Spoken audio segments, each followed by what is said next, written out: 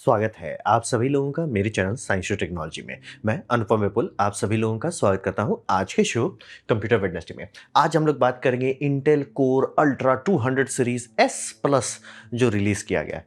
भगवान जाने कौन नाम लिखता है बट ठीक है। तो ये समझिए नया लॉन्च है और कंज्यूमर डिपार्टमेंट में एआई वाई वाले में बहुत होता है लेकिन कंज्यूमर वाले में ये हुआ बहुत दिन बाद। और ये रिफ्रेश है सेम आर्किटेक्चर पे। मतलब बार बार पूरा स्टार्ट टू फिनिश नया आर्किटेक्चर नहीं बनाया जाता। तो कई बार ऐसा होता है कि आर्किटेक्चर आपने बना लिया, लॉन्च कर दिया, फिर थोड़ा टाइम लगा, मतलब एक साल आपने और लिया जनरली, और उसके बाद और रिफाइनमेंट जो आप सोचे थे, जो टाइम कम पड़ने के कारण आप नहीं लॉन्च कर पाए, वो सब कर देते हैं। तो ये वो रिफ्रेश में आएगा। और इसका मेन बात यह है कि समझना बहुत ज़रूरी है। आपके पास कोई भी प्रोडक्ट होता है, जनरली उसका दाम डिसाइड करता है कि वो अच्छा है या खराब है। प्रोडक्ट खुद कैसा भी हो, अगर जैसे मान लीजिए कोई डिवाइस है बहुत अच्छा नहीं है लेकिन बहुत सस्ता है, लोग हंसी खुशी खरीदेंगे। तो यहाँ पे समझिए इंटेल का जो दाम था उस हिसाब से उसका परफॉर्मेंस नहीं था। तो यहाँ इस बार उन्होंने दाम पे सुधार किया है। तो ये जो छोटा वर्जन है यानी 18 कोर वाला उतारे हैं वो $200 का है, यानी कि 20,000 रुपया का, अस्यूमिंग कि उस सही दाम पे आए इंडिया में। उतना में आपको 24 कोर मिल जाएगा। ओ मैंने उल्टा लिख दिया है। और $300 यानी कि लगभग 30,000 रुपये में आपको ये 24 कोर मिलेगा, और 20,000 में आपको 18,000 ये 18 कोर मिल जाएगा। जो कि ये समझना बहुत ज़रूरी है, क्या AMD के पास इससे बेटर CPU है। लेकिन क्या AMD के पास इस दाम में इससे भिड़ने लायक कोई चीज़ है? नहीं।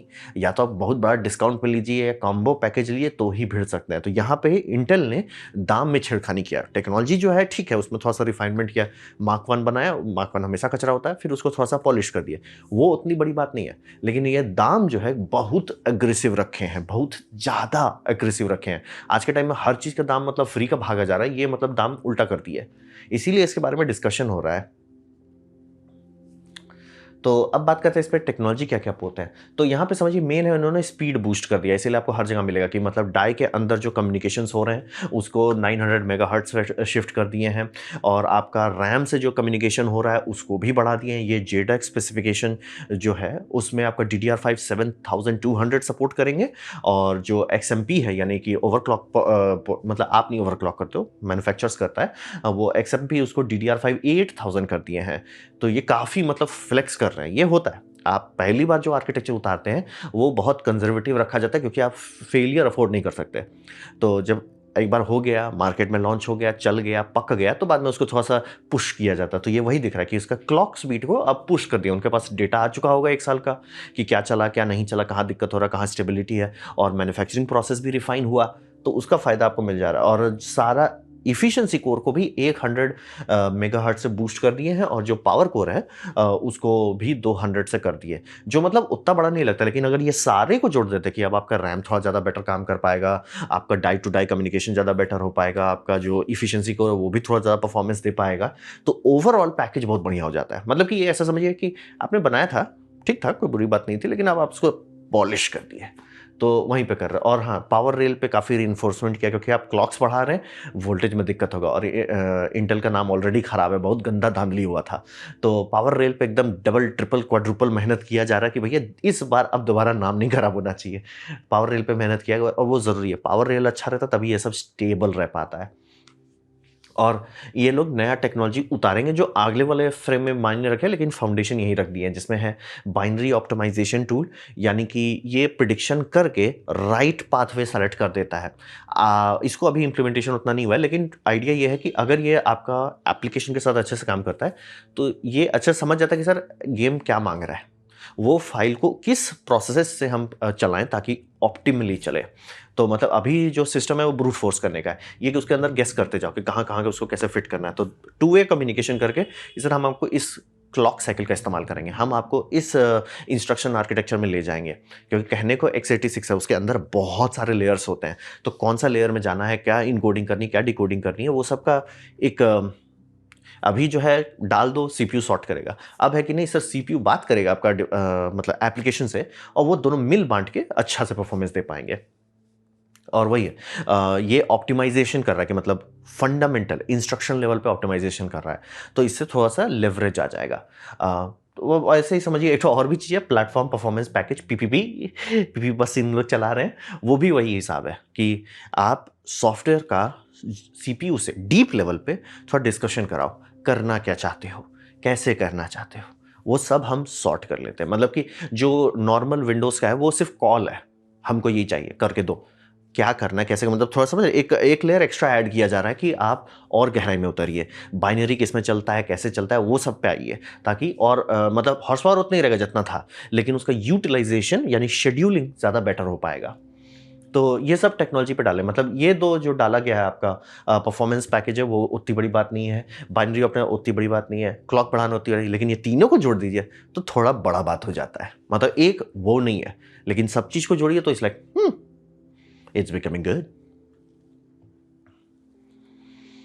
अब बात करते हैं परफॉर्मेंस कैसा है। तो यहाँ पे समझिए बेंचमार्क रिजल्ट अच्छा है दाम के हिसाब से, ये मैं एकदम क्लियर कर देना चाहता हूँ। दाम को थोड़ा सा आपको ध्यान देना पड़ेगा, दाम पे ध्यान देना होगा। और बहुत सीपीयू, रीसेंट सीपीयू जो इससे ज़्यादा दाम मांगता है वो इससे नहीं लड़ पा रहा है। इंटेल मतलब बोल रहे हैं दाम एकदम सीधे टैंक कर दिए, क्योंकि आज के टाइम में ब्रांड न्यू सिस्टम $200-300 ये क्या है। इंडिया को दाम भी हटा दिया, अमेरिका में भी तो $200-300 में क्या आता है आजकल। तो ये काफ़ी बड़ा बात है कि 2026 में आप कुछ नया रिलीज़ कर रहे हैं और उसको दाम आप $200-300 रखेंगे, तो सर ये तो बड़ी बात हो गई। तो ये दाम के हिसाब से बहुत ही अच्छा है परफॉर्मेंस अगर आप कंपेयर करेंगे। लेकिन मैं एक चीज़ क्लियर कर देना चाहता हूँ, सीपीयू यानी कंप्यूटर सब जो है वो मैच्योर टेक्नोलॉजी हो चुकी है, यानी कि डन, अब ज़्यादा तिगड़म नहीं होता है उसमें। यानी कि अगर आप रीसेंट कंप्यूटर में जंप करेंगे उतना बड़ा अंतर नहीं पता चलेगा। जैसे मेरा जो मैंने कंप्यूटर अपग्रेड किया था, मेरा पिछला कंप्यूटर FX8350 था, 10 साल से ज़्यादा पुराना था।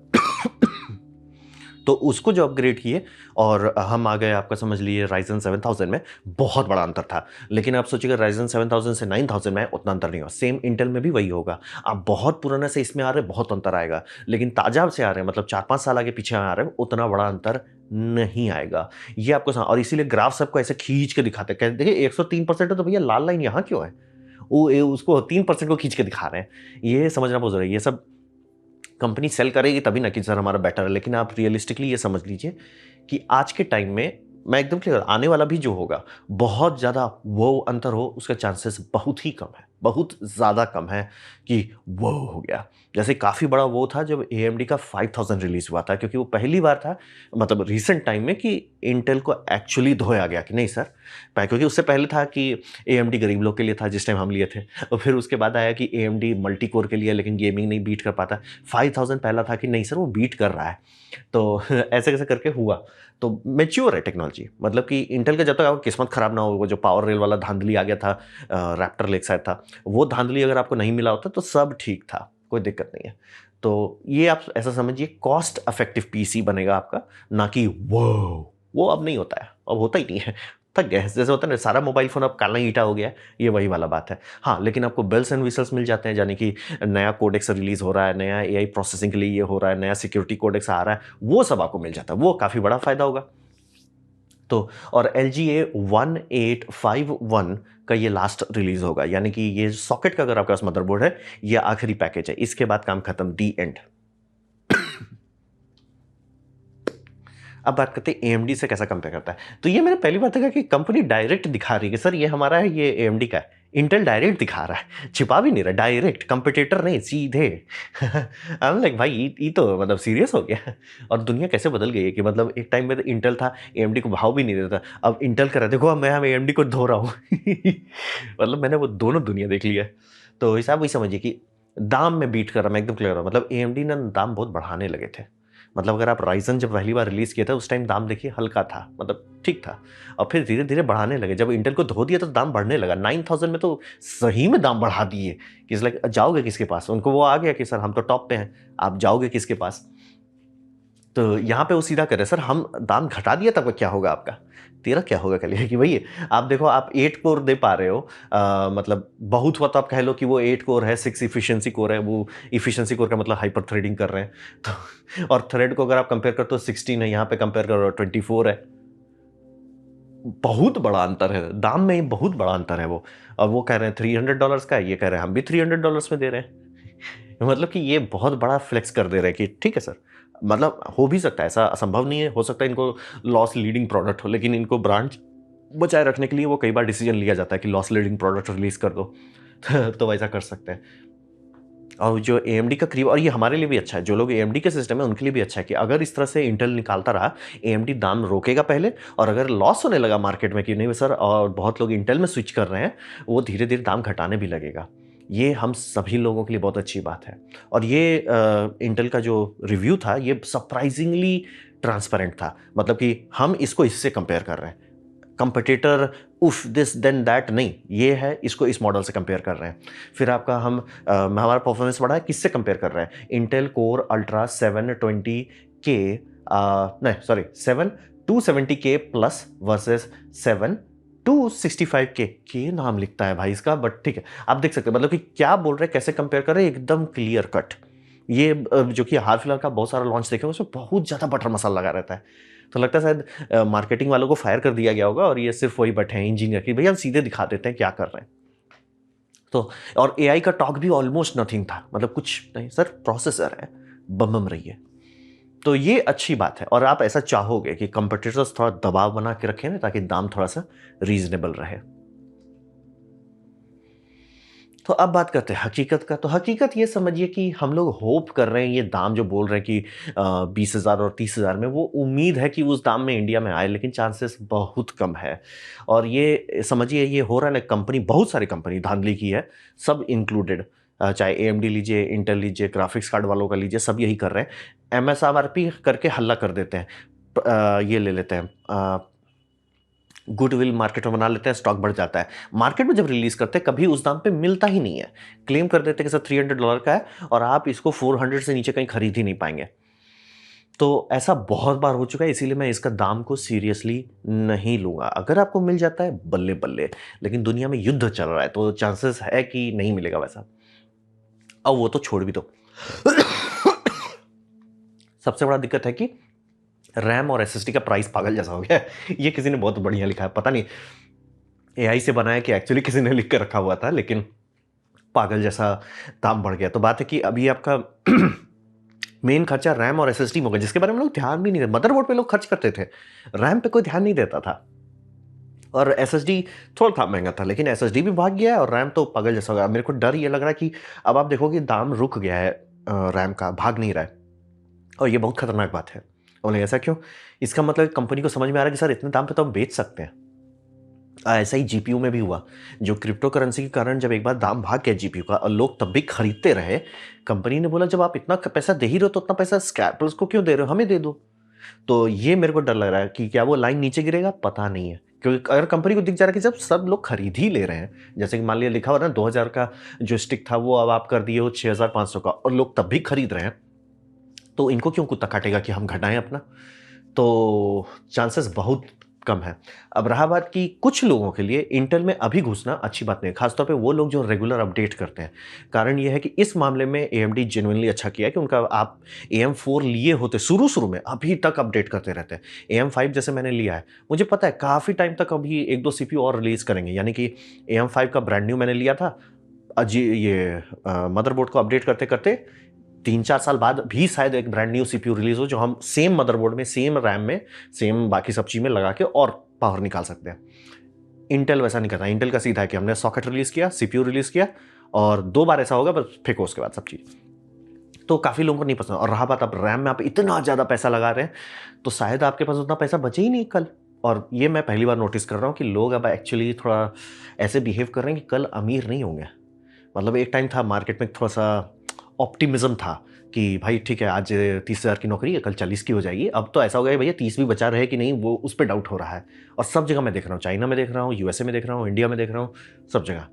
तो हाँ, इसीलिए काफ़ी लोग का हो सकता है कि नहीं सर अब तो हमको अभी से पैसा बचा बचा के खर्च करना है। तो हकीकत यही है कि टाइम बहुत ख़राब चल रहा है 2026 में। तो देखिए क्या होता है। मेरे को तो लगता है, एकदम नहीं लगता कि ये 30,000 रुपया में 24 कोर का आपको मिल जाएगा इंडियन मार्केट में। कहने को MSRP है, लेकिन वो घट भी सकता है, हो सकता है मान लीजिए वो बिके ही नहीं तो घट सकता है, बट चांसेस कम है। तो ये था मेरा प्रेजेंटेशन इसके बारे में, इंटेल का जो नया रिलीज़ हुआ है ऊटपटांग नाम वाला। उम्मीद करता हूँ आपको अच्छा लगा, कुछ सीखने वाला, कुछ समझ में आया। अगर ऐसा है लाइक कर दे, दूसरा शेयर कर दे, उससे मेरा काफ़ी भला होगा। नहीं अच्छा लगा, नहीं पसंद आया, कोई बात नहीं, आप डिसलाइक दबा सकते हैं। मैं कहूँगा डिसलाइक 2 बार दबाएँ, उससे मुझे पता चले कितना पसंद हुआ है। मैं आपसे कहूँगा कमेंट लिखें, मैं हर कमेंट को पढ़ने की कोशिश करता हूँ। आपसे कहूँगा सब्सक्राइब कीजिए, बेल दबाइए अगर आप फ्री हैं तो। आपने वीडियो देखा, जान के मुझे बहुत खुशी हुई। धन्यवाद।